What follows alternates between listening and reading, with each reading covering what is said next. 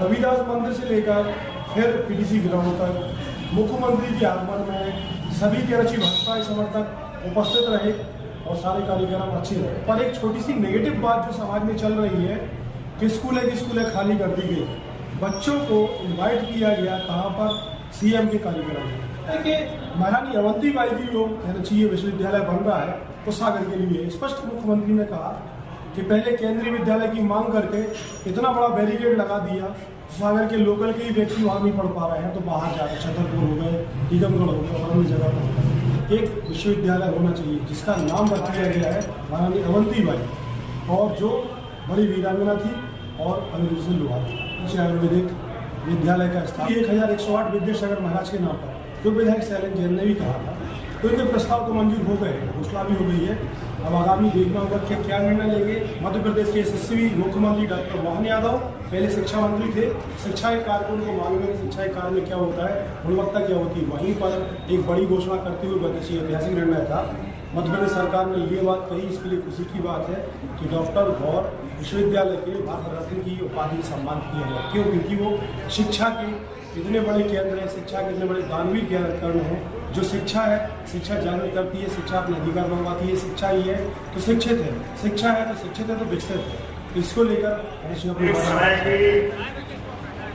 एक तरह से शिक्षा की नगरी से दान करते हुए और यहाँ शिक्षा की अलग जगह पूरे देश में नाम था सागर विश्वविद्यालय का। पूरे देश में जोरदार अभिनंदन करें माननीय हरि सिंह गौर जी का।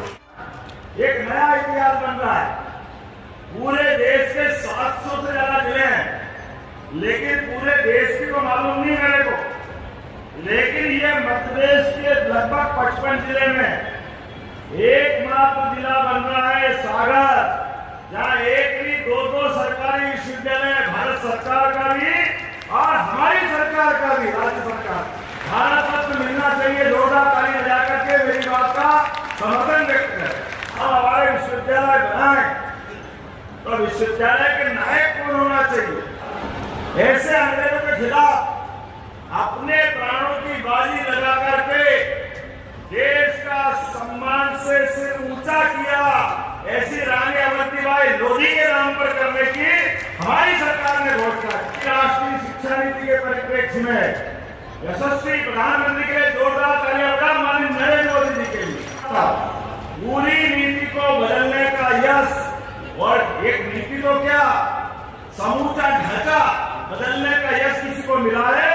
यशस्वी प्रधानमंत्री नरेंद्र मोदी जी के लिए हमारे नायक की तरह नरेंद्र मोदी जी का हम अभिनंदन करें। हमारे बच्चों के हाथ में हुनर होना चाहिए। हमारे बच्चों की जिंदगी में उसकी शिक्षा महत्वपूर्ण रोल अदा करना चाहिए। और जिनको वाकई उच्च शिक्षा में आना, वो उच्च शिक्षा में आए, जिसको अपने हाथ में कामकाज चाहिए, वो middle, high school, higher secondary करते करते अपने जीवन की लाइन तय कर ले, भी मजबूत हुआ है और हमको अपनी संस्कृति पे गर्व हो। जिनके जीवन के अच्छे अच्छे पाठ है, वो सारे के सारे पाठ संकलित करके हमने विश्वविद्यालय के पाठ्यक्रम का हिस्सा बनाया। मुझे इस बात का गर्व है। सेंट्रल यूनिवर्सिटी बनी, पहले तो मांग हमारे सागर से उठी। सभी लोगों ने कहा कि जब विश्वविद्यालय हो जाए तो सेंट्रल यूनिवर्सिटी में अच्छी कौन सी बात होगी, करेगा अपने सभी पाठ्यक्रम। अभी मेरे जानकारी में आया है कोई लॉ के कोर्स की बात कर रहा है, कोई नए कोर्स की बात कर रहा है। यहाँ के बच्चे जो कोर्स चाहेंगे, जो पाठ्यक्रम चाहेंगे, वो सारे के सारे अपने विश्वविद्यालय में खोले जाएंगे। गौरव दिला के रहे हैं। जैन समाज का बहुत बड़ा नाम है, आचार्य विद्यासागर जी के महाराज के नाम पर करने की घोषणा करते हैं।